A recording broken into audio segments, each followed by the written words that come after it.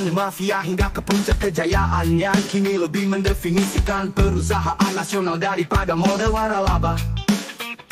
Dari monopoli bisnis miras ke perjudian, sumber pendapatan dikembangkan oleh mafia menjalankan permainan dadu dari belakang mejanya. Serentak mulai menguasai kota. Pada masa sebelum era digital perjudian merajalela. Mafia penyedia layanan publik menawarkan permainan kartu dan dadu, bingo dan tiket lotre. Para raksasa industri negara Konoha jadi idola, menyuap pejabat dan memanipulasi pemilihan umum. Meraih tujuannya mereka sendiri dikagumi karenanya. Andalan bisnisnya adalah permainan angka, mengidentikan bisnis ala pasar saham. Bandar judi menyebut permainan angka sebagai lembaga keuangan baru. Permainan bermula di sudut-sudut kota, tempat penduduk termarginalkan yang ditolak pinjaman bank dan instrumen tabungan. Melihat angka sebagai rencana investasi,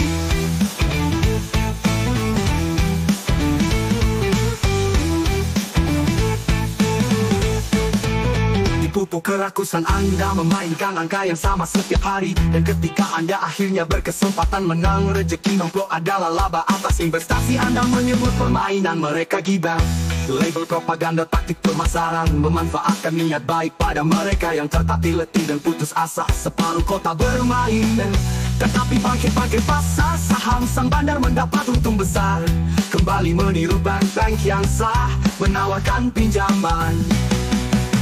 Jika seorang pengusaha lokal gagal bayar, diambil sebagian dari bisnisnya, atau semuanya sebutannya pemerasan. Tetapi syarat rukunnya sebanding penawaran bank konvensional.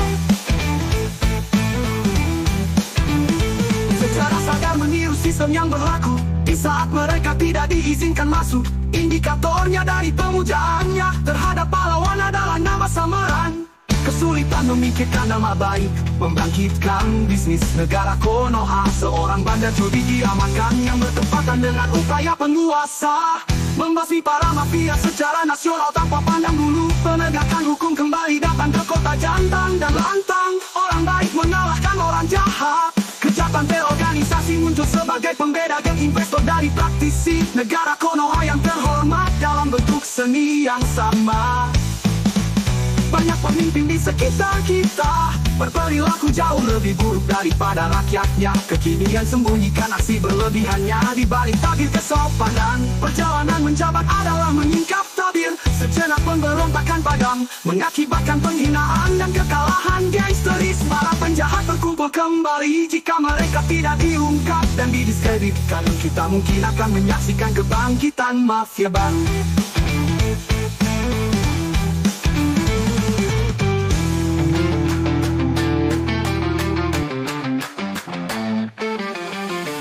Kebangkitan mafia hingga ke puncak kejayaannya, kini lebih mendefinisikan perusahaan nasional daripada model waralaba.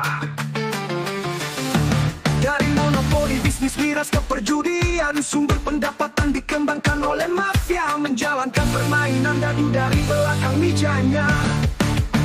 Serentak mulai menguasai kota. Pada masa sebelum era digital perjudian merajalela. Mafia penyedia layanan publik menawarkan permainan kartu dan dadu, pinball dan tiket lotre.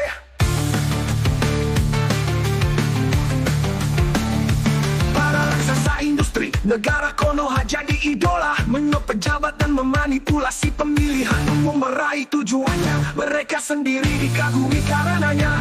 Andalan bisnisnya adalah permainan angka, mengidentikan bisnis ala pasar saham.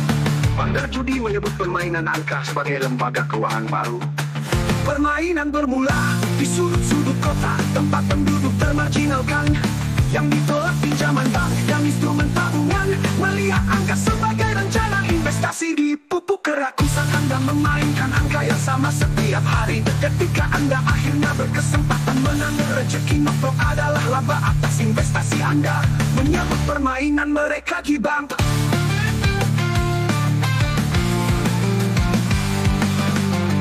Propaganda, taktik pemasaran, memanfaatkan niat baik pada mereka yang tertatih letih dan putus asa. Separuh kota bermain dan seperti bangkir pasar saham. Sang bandar mendapat untung besar, kembali meniru bank yang sah, menawarkan pinjaman. Jika seorang pengusaha lokal gagal bayar, diambil sebagian dari bisnisnya, atau semuanya sebutannya pemerasan. Tetapi syarat hukumnya sebagai penawaran bank konvensional. Secara sadar meniru sistem yang berlaku. Di saat mereka tidak diizinkan masuk, indikatornya dari pemujaannya terhadap pahlawan adalah nama samaran.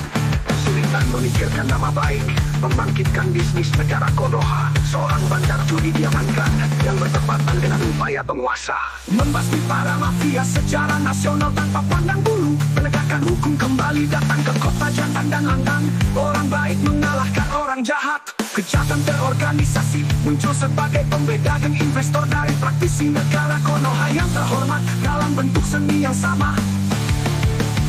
Banyak pemimpin di sekitar kita berperilaku jauh lebih buruk daripada rakyatnya. Kekinian sembunyikan aksi berlebihannya di balik tabir kesopanan. Perjalanan menjabat adalah meningkat tabir sejenak pemberontakan padam, mengakibatkan penghinaan dan kekalahan. Gangsterisme penjahat berkumpul kembali. Jika mereka tidak diungkap dan didiskreditkan, kita mungkin akan menyaksikan kebangkitan mafia baru. Jika mereka tidak diungkap dan didiskreditkan, kita mungkin akan menyaksikan kebangkitan mafia baru.